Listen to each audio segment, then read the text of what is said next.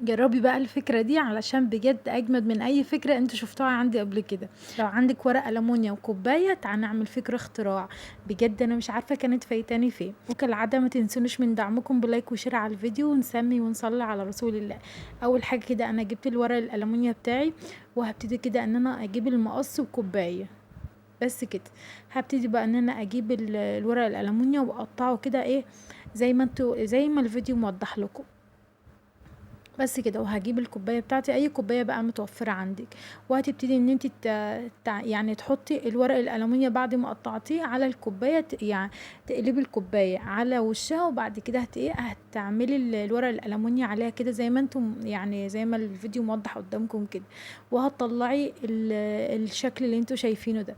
هعمل كمان واحده اهو، قلبت الكوبايه وبعد كده عملت ايه، حطيت الورق الالومنيا بتاعي عليها، وعملت القوالب اللي انتوا شايفينها دي.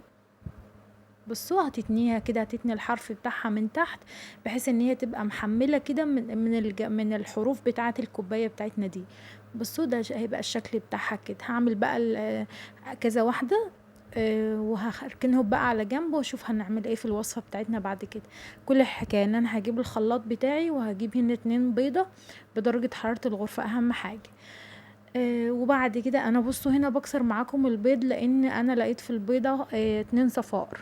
تمام كده، فانا كنت هعمل مقدار صغير لو ببيضتين بس، فانا لقيت هنا في البيضة الواحدة صفارين.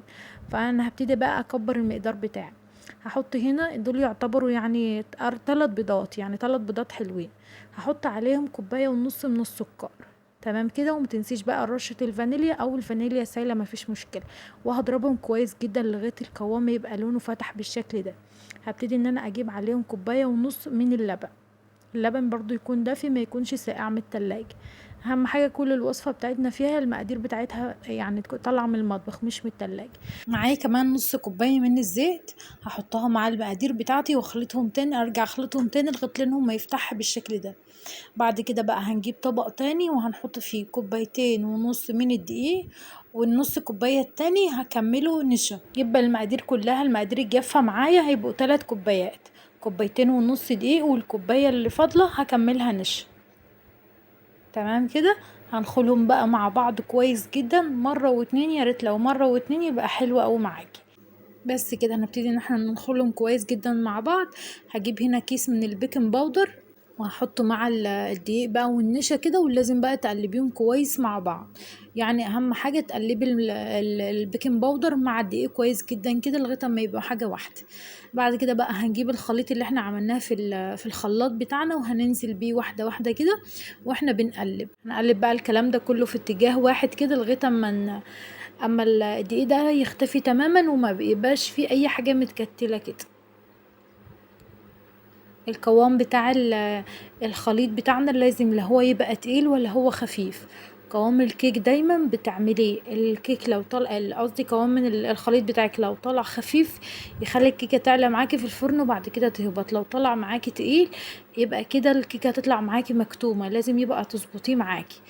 هنا الكوبايات اللي احنا عملناها في الاول هنبتدي ان احنا نمسحها مسحه بسيطه كده من الزيت قبل ما نحط فيها الخليط بتاعنا.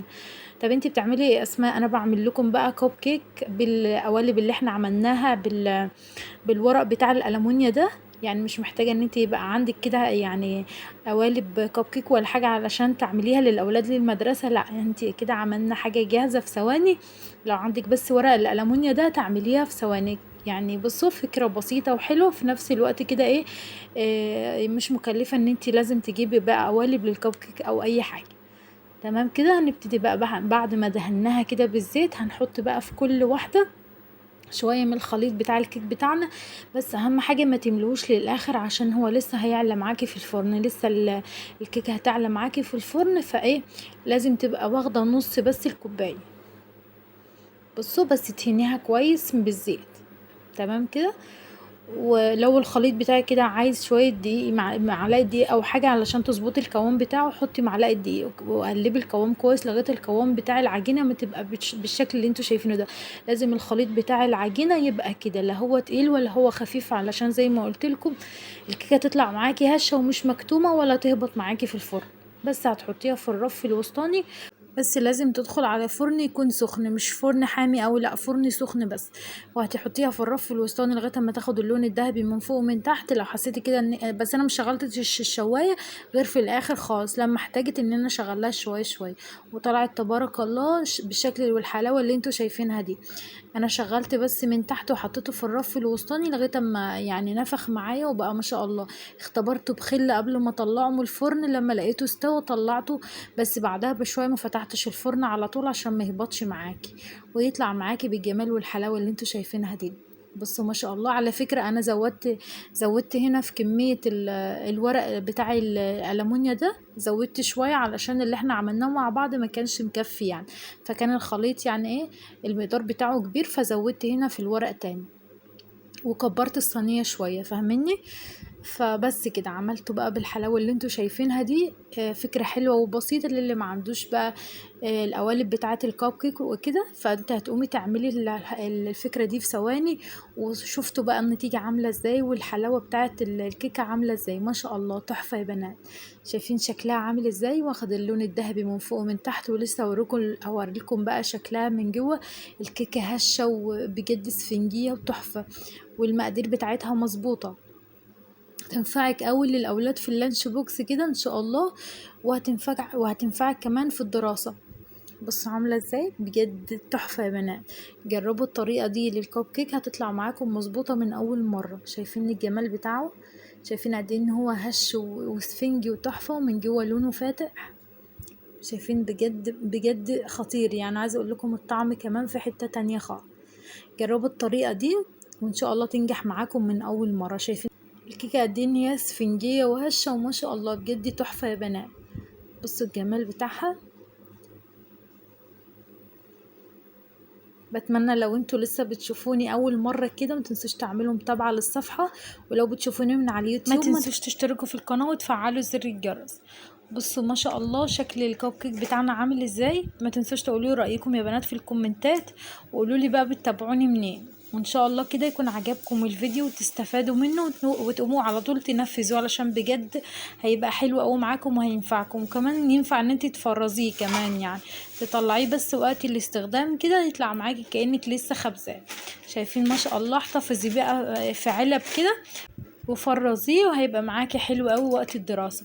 يا رب يكون عجبكم الفيديو. متنسوش يا بنات تدعموني بلايك وشير على الفيديو، ويا رب كده يكون اللي استفدتوا من الفيديو وفكرة الفيديو كان عجبتكم. وان شاء الله اعمل لكم افكار تانية لو عجبتكم الفكرة دي. قولولي بقى في الكومنتات، بستنى رأيكم بجد على الفيديو بتاعي. وان شاء الله كده يا رب اشوفكم على خير في فيديوهات تانية جديد. وقولولي لو عايزين افكار تانية للمدارس نعملها مع بعض، قولولي افكار تانية وان شاء الله انفذها معاكم. مع السلامة.